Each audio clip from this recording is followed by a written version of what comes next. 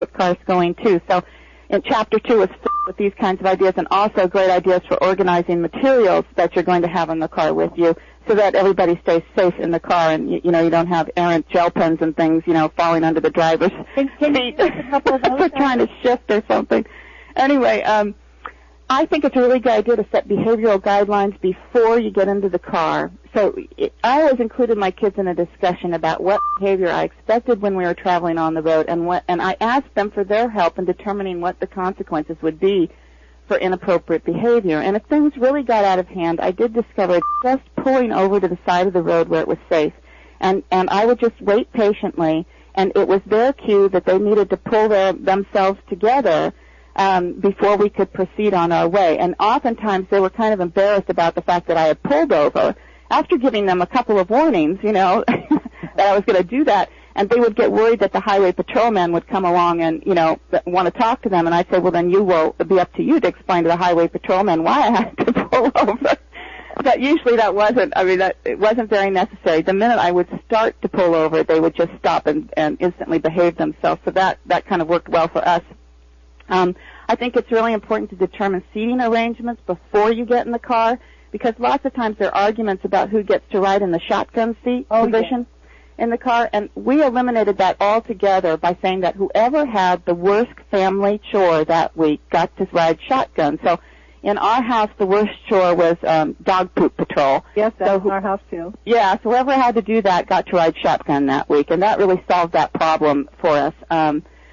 And I also think that it's important for adults to remember that you don't have to always sit in the front seat. I mean, the driver does, obviously, but oftentimes, we'll have both parents in the front seat and the kids in the back, and they're acting out. And if you just switch the dynamic a little and put an adult in the back seat, things stay relatively calm and collected throughout your entire drive. So my husband and I would often just trade off. One of us would sit in the back seat with the kids, and another one would be up in the front seat.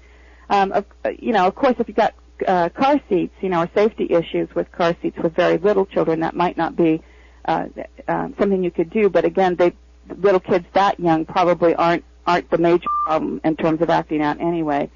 And then it's a great idea to have lots of things to do in the car. A lot of these resources that we're going to be mentioning today are helpful to have, so it takes the kids' minds off bickering, and it'll keep them busy instead.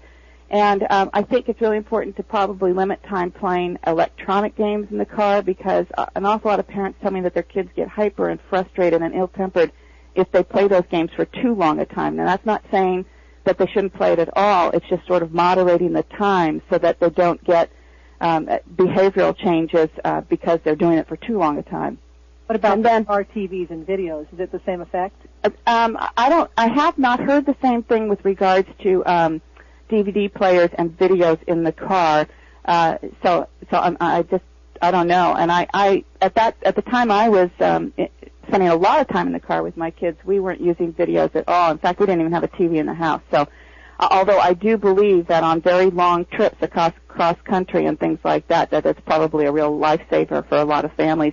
And because of, as well as I do, like Mentura.com has those fabulous educational videos, Standard Deviant, Cerebellum, all of those great titles that you could use in the car, and there's no reason why you can't use those video and DVD technology in the car to learn as well. So the other thing I would say is please limit, probably limiting foods with lots of sugar or certain kinds of food dyes. Some parents tell me their kids get really hyperactive if they eat those kinds of foods, so that they avoid having treats with those kinds of sugars and dyes in the car with their kids. So and finally, I'll tell you, one woman wrote to me, and she said that she restored peace and quiet in the car by giving everyone a sugarless lifesaver candy, and then had a contest to see who could make it last the longest. And she said you'd be surprised at how well that worked in terms of keeping the kids quiet.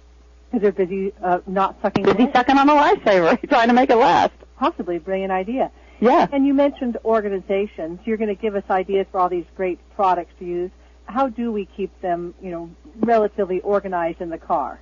Yeah, there's lots of different ways, and fortunately they're coming out with cars now that have these incredible storage bins. I'm sure you've seen the commercials on TV for some of these minivans, but you got to utilize things like side pockets. You got to utilize the trunk of the car and carry storage containers in the car, and Every time you get out of the car, it's helpful to remove all the garbage and to put everything back into the storage containers for the kids.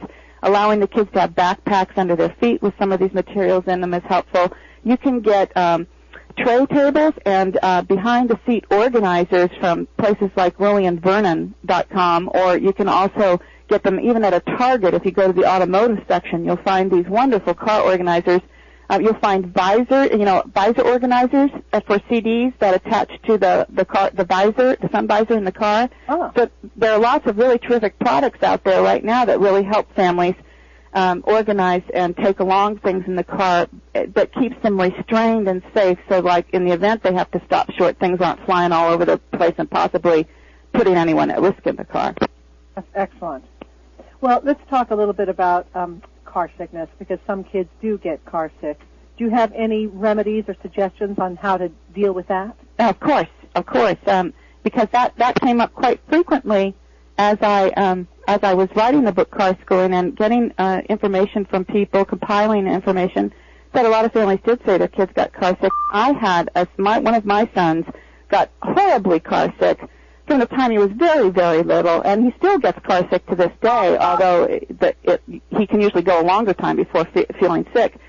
So some of the things that you can do, preventions and remedies, and in fact, I don't even know that most people understand what happens or why you get car sick. It's caused because information to the brain from the eyes is different than what's fed to it through the inner ear. In a car, passengers, especially if they're in the back seat, may not be looking at the horizon ahead, and so their eyes don't register the fact that they're moving, even though the liquid inside the inner ear is being stimulated by the movement of the car. So the eyes tell the brain there's no movement, but the inner ear relays the opposite message, and the conflicting information to the brain is what results in nausea, especially for those who are really sensitive to movement. So because of that, what you want to do is try to sit these kids who do get car sick, or adults, where there's an unobstructed view of the outside horizon, so that the front seat is really ideal for these kids. Never read or draw in the car, because it takes your gaze off the horizon, and that causes the eyes to not measure the movement in opposition to the inner ear, which detects it anyway.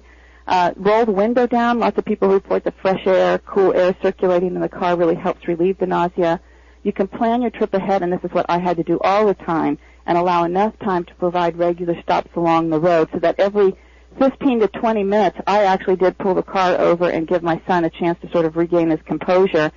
Sometimes that, or sometimes he just needed to throw up, and sounds terrible, but we had to deal with that as well. Try motion sickness wristbands from the drugstore, or over-the-counter motion sickness pills like Dramamine or Bonine, but I would check with my physician to make sure about dosage, especially for young children. And ginger is another thing that Chinese sailors use ginger to quell seasickness, and scientists have confirmed its effectiveness. So you can get ginger capsules, you can get ginger chips at your health food store. Some people use candied ginger or ginger snap cookies with real ginger, or ginger ale even, and they've all been shown to be effective to one degree or another. And the good news is that a lot of people actually do outgrow car sickness, or they just learn that, maybe they get tolerant to it or something. But some people are car sick for their entire lives, and if that's the case, then you've got to learn to avoid doing things that trigger car sickness. So you're not going to do reading or paperwork. Instead, you'd listen to music, listen to books and stories on tape, focus on games that require the players to look out the window at the horizon, sing songs, play games like I Spy, 20 Questions, and other word or talking games, as opposed to writing or reading in the car. You mentioned the car sickness medicine. I used to get terribly car sick as a child, and fortunately I still do as an adult. But usually I never liked to take Dramamine because I'd get knocked out. Yeah. New ones like Bonine and Marazine, they really do stop the motion sickness with getting you all drugged up and sleepy. Yes, I had the same experience with Bonine. I get horrible seasickness, but when I take that, I don't get drowsy where I do with Dramamine as well. So you're right, yeah. Thank goodness they're making some good materials, some good medicine now. Yep. What do you think are the top essential car school supplies? Okay, you have to have, in my opinion, you must have an audio cassette player or a CD player in the car so that you can listen to audiobooks and other educational recordings.